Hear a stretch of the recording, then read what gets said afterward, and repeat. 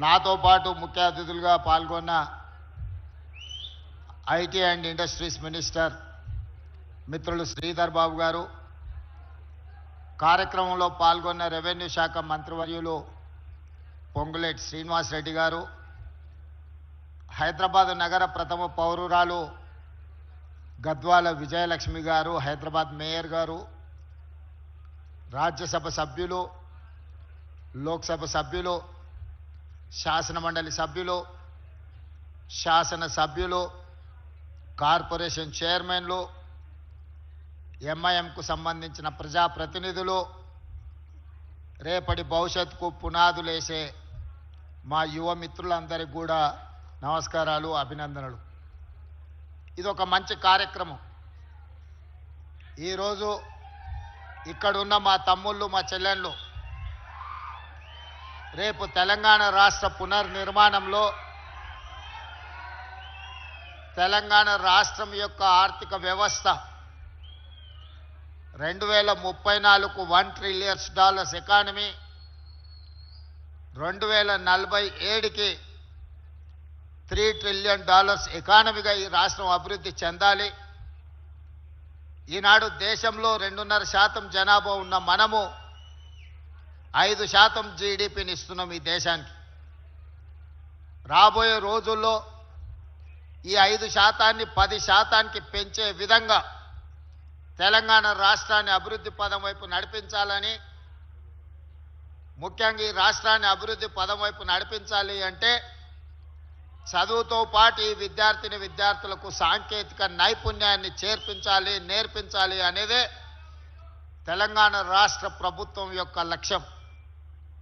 దాంట్లో భాగంగానే టాటా సంస్థతో MOU చేసి పోయిన సంవత్సరం సరిగ్గా ఇదే సమయంలో ఇదే మల్లెపల్లిలో ఇక్కడనే 4 ATCల కోసం పునాది రాయి వేసుకోవడం జరిగింది. ఆ రోజు కొంతమంది విమర్శించారు, ఇది పునాది రాళ్లలాగానే మిగిలిపోతాయని. ఆనాడు నేను చెప్పిన తెలంగాణ రాష్ట్రంలో లేదా ఆనాడు ఉమ్మడి రాష్ట్రంలో మొట్టమొదట 1956లో ITIలను ప్రారంభించడం జరిగింది.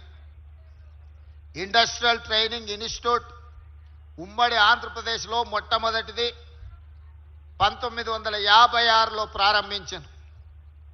ఆ తర్వాత కాలక్రమేణా తెలంగాణ రాష్ట్రంలో 65 ITIలుగా ఇవన్నీ పెరుగుతూ వచ్చినాయి. ఒకప్పుడు ఐటీఐలో చదువుకున్న వాళ్ళకు, శిక్షణ పొందిన వాళ్ళకు కొంతమేరకు ఉద్యోగాలు వచ్చేవి. కాలక్రమేణా అక్కడ నేర్పిస్తున్న సాంకేతిక నైపుణ్యానికి సమాజంలో అవసరాలకి సంబంధమే లేకుంటే తెగిపోయింది. ఆ బంధం పూర్తిగా విడిపోయింది.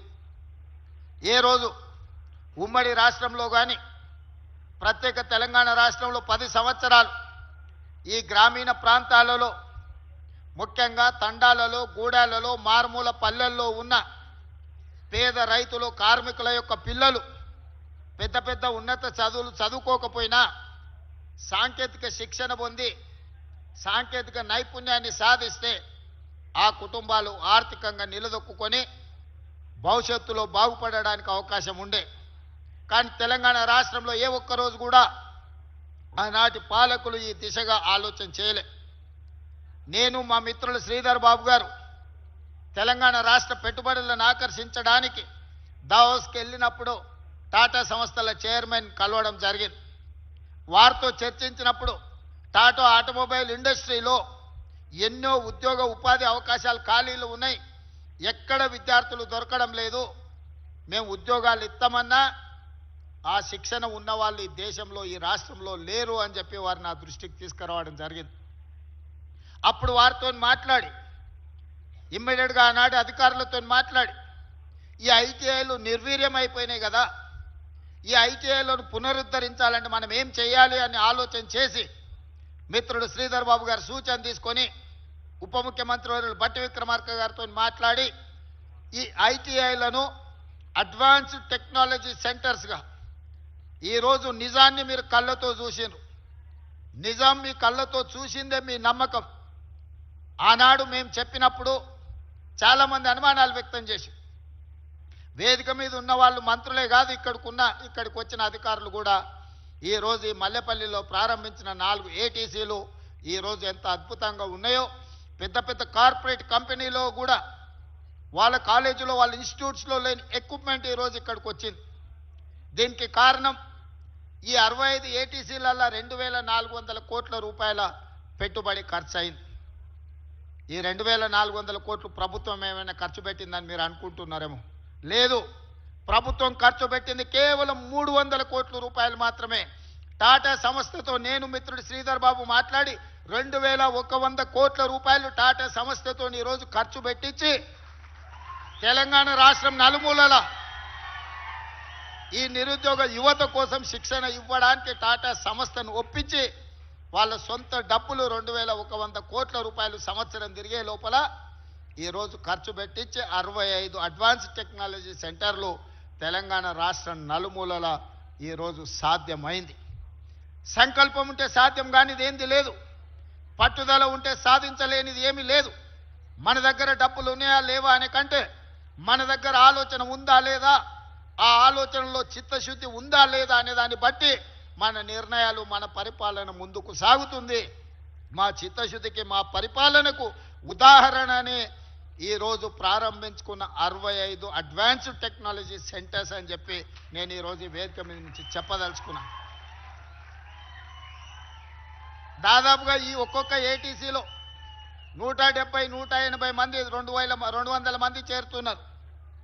90% ఉద్యోగాలు ఆల్రెడీ చేరి శిక్షణ పొందిన వాళ్ళకు 90% పైగా ఉద్యోగాలు దొరికినాయి. ఇవి సరిపోవు, భవిష్యత్తులో ఇంకా పెంచాలన్న ఆలోచనతోని ఇంకొక 51 ఏటీసీలను ఈరోజు అదనంగా మంజూరు చేసినాం. రాబోయే సంవత్సరంలో ఆ 51ని కూడా పూర్తి చేసి తెలంగాణ రాష్ట్రంలో 116 అడ్వాన్స్డ్ టెక్నాలజీ సెంటర్ల ద్వారా నిరుద్యోగ తెలంగాణ యువతకు శిక్షణ ఇప్పించడం, వాళ్లకు ఉద్యోగ ఉపాధి అవకాశం కల్పించడమే లక్ష్యంగా ఈరోజు ప్రభుత్వం పనిచేస్తుంది. మిత్రులారా, నిరుద్యోగ సోదరులారా, ఆలోచన చేయండి. తెలంగాణ రాష్ట్రంలో ఈనాడు 178 ఇంజనీరింగ్ కాలేజీలు ఉన్నాయి. ప్రతి సంవత్సరం 1,10,000 మంది ఇంజనీరింగ్ స్టూడెంట్స్, ఇంజనీరింగ్ గ్రాడ్యుయేట్స్గా పట్టా తీసుకొని బయటకు వస్తున్నారు. వాళ్ళ తల్లిదండ్రుల బాధ, ఆ విద్యార్థుల యొక్క ఆలోచన చూస్తే మన వ్యవస్థ ఎంత దెబ్బతినిపోయిందో నాకు అర్థమవుతుంది. కొడంగల్ నియోజకవర్గం నుంచి ఇతర ప్రాంతాల నుంచి తల్లిదండ్రులు వస్తారు. సార్, మా పిల్లగాడు ఇంజనీరింగ్ చదువుకున్నాడు, నౌకరిప్పి అని. ఎక్కడొస్తాయని ఆ పిల్లగాడిని అడిగితే వాడికి ఉద్యోగం ఎక్కడొస్తుందో వాడికి తెలియదు. పోనీ అప్లికేషన్ రాయరా అంటే వాడికి అప్లికేషన్ రాయడానికి వస్తలేదు. మరి ఎట్లనే ఇట్లా అంటే ఇక నువ్వే ఎత్తుకు సార్, ఏమన్నా నౌకరి, నువ్వే నౌకరి పెట్టి సార్, నువ్వే అప్లికేషన్ రాసుకో సార్, నువ్వు ముఖ్యమంత్రి కదా అని వాళ్ళ తల్లిదండ్రులు అంటారు. ఎవరైనా ప్రైవేట్ కార్పొరేట్ కంపెనీ ఒక వ్యక్తిని తీసుకుంటున్నాడంటే ₹1 జీతం ఇస్తే 10 రూపాయలు సంపాదించుకోవాలని వాళ్ళు ఉద్యోగం ఇస్తారు తప్ప ముఖ్యమంత్రి చెప్పిండానో, ఐటీ మంత్రి శ్రీధర్ బాబు గారు చెప్పిండానో ఈరోజు అట్లా ఉద్యోగాలు ఇచ్చే అవకాశాలు లేవు. మీకు ఏదైనా ఉంటే మీ గ్రామంలో స్కూల్ బిల్డింగ్ కావాలంటే మేము కట్టిస్తాం కానీ, లేదో దేవాలయం కావాలంటే సాయం చేస్తాం కానీ, అర్హత లేని వాళ్లకు చిన్న ఉద్యోగం కూడా మేము ఇవ్వము అని చెప్పి ఈరోజు ప్రైవేట్ కార్పొరేట్ కంపెనీలన్నీ స్పష్టంగా చెబుతున్నాయి. అందుకే పేరుకే ఇంజనీరింగ్ పట్టా, ఆ ఇంజనీరింగ్ పట్టా సాంకేతిక నైపుణ్యం లేకపోతే నాలుక గీసుకోవడానికి కూడా ఉపయోగం లేని పరిస్థితులు ఈరోజు సమాజంలో ఉత్పన్నమైనవి. అందుకే ఆలోచన చేయండి అని చెప్పి మా యువతకు చెప్తున్నా. అందుకే ఈరోజు తెలంగాణ గవర్నమెంట్ ఫోకస్ చేస్తున్నది ఈ అడ్వాన్స్ టెక్నాలజీ సెంటర్లను, స్కిల్ యూనివర్సిటీని, స్పోర్ట్స్ యూనివర్సిటీని. ఇవన్నీ ఎందుకు ప్రారంభిస్తున్నామంటే మట్టిలో మాణిక్యాలను వెలికి తీయాలి, తెలంగాణ సమాజంలో ఉన్న చైతన్యాన్ని సాన పట్టాలి, వాళ్ళ జీవితాలను తీర్చిదిద్దాలన్నదే మా ప్రభుత్వం యొక్క ఆలోచన. ఈ తెలంగాణ రాష్ట్ర సాధననే అక్కడ కూర్చున్న నిరుద్యోగ యువత పోరాటం వల్ల వచ్చింది. వాళ్ళ ఆకాంక్షలు, వాళ్ళ భవిష్యత్తు బాగుంటుంది, ఉద్యోగ ఉపాధి అవకాశాలు వస్తాయని. పాలకుల నిర్లక్ష్యం వల్ల 10 సంవత్సరాలు ఏది జరగలే. కానీ ఈనాడు మీ సోదరుడు మీలో నుంచే ఒక 20 సంవత్సరాలు వెనకపోతే మీలాకనే నేను కూడా అక్కడ కూర్చున్నవాడినే. 2006 కంటే ముందు నేను కూడా మీలా పెద్ద నాయకులు సమావేశాలు పెడితే వేదిక ముందు మీలాగా ప్రేక్షకుడుగా కూసున్నోనే. కానీ అక్కడి నుంచి ఇక్కడికి వచ్చినా అంటే నిరంతరం కష్టపడి పని చేయడం వల్ల, మీరందరూ ఆశీర్వదించే అవకాశం ఇవ్వడం వల్ల. అందుకే ఈరోజు మీరందరూ డిగ్రీ గురించి ఆలోచన చేయకండి, మీకు వచ్చిన సాంకేతిక నైపుణ్యం గురించి ఆలోచన చేయండి.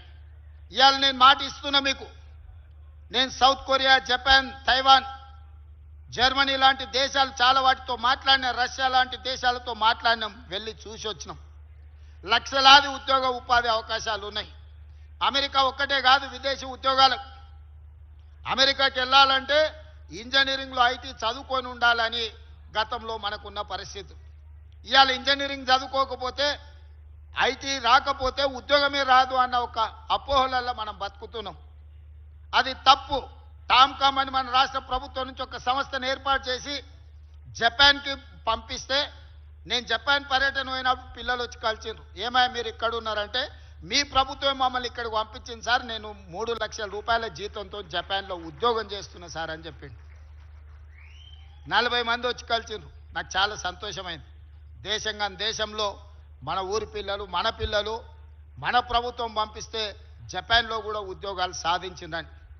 ఇవాళ ఈ అడ్వాన్స్ టెక్నాలజీ సెంటర్లలో ట్రైనింగ్ పొందుతున్న వాళ్ళకి నేను ఒకటే మాట ఇవ్వదలుచుకున్నాను.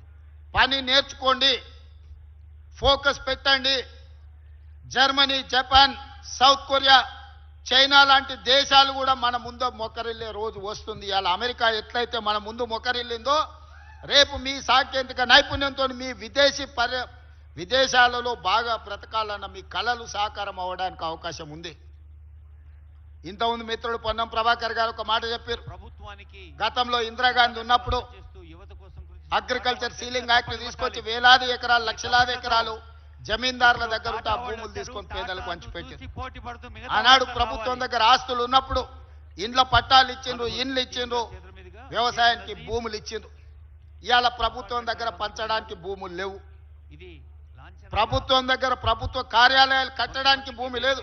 శ్మశాన వాటికల కోసం కేటాయిద్దామంటే భూమి లేదు. ఇక పేదలకు భూమి ఇవ్వడం అనేది, పేదరికాన్ని నిర్మూలించడానికి భూములు ఇవ్వాలంటే అసాధ్యమైన పని. మరి పేదరికాన్ని ఎట్లా నిర్మూలించాలి, ఇది ఆలోచన చేయాలి. అందుకే నేను మన ఉస్మానియా యూనివర్సిటీలో చెప్పిన, చదువు ఒక్కటే పేదరికాన్ని రూపుమాపుతుంది, సమాజంలో ఉన్న అసమానతలను రూపుమాపుతుంది. ఇవాళ మీరు చదువుకొని బాగుపడి ఉద్యోగాన్ని సాధిస్తే సమాజం మిమ్మల్ని గౌరవిస్తుంది, సమాజం మిమ్మల్ని ఆహ్వానిస్తుంది, సమాజంలో, సంఘంలో మీ గుర్తింపు పెరుగుతుంది. చదువు ఒక్కటే మీ తలరాతను మారుస్తుంది, సాంకేతిక నైపుణ్యం ఒక్కటే మీ తలరాతను మారుస్తుంది. మీ తలరాతలు మారాలి అంటే అది మీ చేతుల్లోనే ఉంది. ఈ ప్రభుత్వం మీకు అవకాశాలు ఇస్తుంది, ఈ ప్రభుత్వం మీకు వసతులు ఏర్పాటు చేస్తుంది. ఈ ప్రభుత్వం ఇచ్చే అవకాశాలను వినియోగించుకోండి. తద్వారా సాంకేతిక నైపుణ్యాన్ని సాధించడమే కాదు, చదువుకోండి, గొప్పగా రాణించండి. ఇవాళ సత్య నాదేళ్ల ప్రపంచంలో గుర్తింపు తెచ్చుకున్నాడంటే చదవడం వల్లనే. చదువు లేకపోతే, సాంకేతిక నైపుణ్యం మనలో లేకపోతే ఈరోజు ఎందుకు గొరగాకుండా పోతాం? ఈ మధ్య కాలంలో గంజాయి కేసులు మేము పట్టుకుంటున్నాం. చెప్పడానికి బాధగా ఉంది. గంజాయి సరఫరా చేసే వాళ్ళు చాలా వరకు ఇంజనీరింగ్ గ్రాడ్యుయేట్స్, ఇంజనీరింగ్ చదువుకుంటున్న పిల్లలే సరఫరా చేస్తున్నారు. ఇంజనీరింగ్ అయిపోయినాక ఉద్యోగం దొరకక మొదట వాడు అలవాటు చేసుకొని, అలవాటు నుంచి అవసరాల కోసం గంజాయి వ్యాపారం చేసే పరిస్థితులు ఈరోజు తెలంగాణలో దాపురించింది. ఇది తెలంగాణ సమాజానికి పట్టిన చీడ. దీన్ని వదిలించాల్సిన అవసరం ఉంది. వ్యసనాల వైపు వెళ్ళకండి. వ్యసనాల బారిన పడ్డారంటే మీ తల్లిదండ్రుల దుఃఖాన్ని మీరు అంచనా కూడా వేయలేరు. ఒకప్పుడు ఒక కుటుంబంలో 4, 5 అన్నదమ్ములు ఉండేటోళ్ళు. ఒకరో ఇద్దరు అక్కరకపోయినా 2, 3 బాగుపడితే ఆ కుటుంబాన్ని ఆదుకునేటోళ్ళు. ఇవాళ తల్లిదండ్రుల కలిపి ఒక్క పిల్లగాడు, ఒక బిడ్డనో ఉంటుంది. ఆ ఉన్న ఒక్కడు దారి తప్పితే, ఆ ఉన్న ఒక్కడు వ్యసనాలకు బానిస అయితే ఆ తల్లిదండ్రుల యొక్క బాధ ఎట్లుంటుందో యువకులుగా మీరు ఆలోచన చేయండి. అందుకే మిత్రులారా, ఈ అవకాశాన్ని వాడుకోండి. నేను మా మిత్రులు శ్రీధర్ బాబు గారికి, మొదట పొన్నం ప్రభాకర్ గారికి ఒక సూచన చేస్తున్నా. ఒకప్పుడు ఐటీఐలో చదువుకుంటే ఆర్టీసీ వాళ్ళు అప్రెంటిస్షిప్ కింద వాళ్ళకి ట్రైనింగ్ ఇచ్చేటోళ్ళు ఆర్టీలో తీసుకొని మరి ఈరోజు ఎందుకు తీసుకుంటలేరో నాకు తెలియదు. మీరు దయచేసి మీ ఆర్టీసీలో ఏటీసీలో చదువుకున్న పిల్లలకు అప్రెంటిస్షిప్ ఇచ్చి వాళ్ళకు అవకాశం కల్పించి వాళ్ళలో ఉన్న నైపుణ్యాన్ని పెంపొందించడానికి దానకిషోర్ ప్రిన్సిపల్ సెక్రటరీ గారు పిలిపించుకొని మీరు మీ ఆర్టీసీకి సంబంధించిన అధికారులతో మాట్లాడి ఇక్కడ ట్రైనింగ్ పొందిన విద్యార్థులకు ఆర్టీసీలో అప్రెంటిస్షిప్ ఇవ్వండి. అదేవిధంగా మిత్రులు శ్రీధర్ బాబు గారికి నా రిక్వెస్ట్, ఆయన కొంచెం బలం ఉన్నోడు, కొంచెం టెక్నిక్ ఉన్నోడు, కొన్ని పనులు నాతో కాకపోతే ఆయనతో చేపిస్తుంటా. ఆర్థిక మంత్రి ఆయనకు చాలా దగ్గర, మేము చెప్తున్నాడు కానీ ఆయన చెప్పంగానే సరే అంటాడు. వచ్చే సంవత్సరం నుంచి ఈ ఏటీసీలలో జాయిన్ అయిన ప్రతి విద్యార్థికి ప్రతి నెల 2,000 రూపాయల స్కాలర్షిప్ అందించడం ద్వారా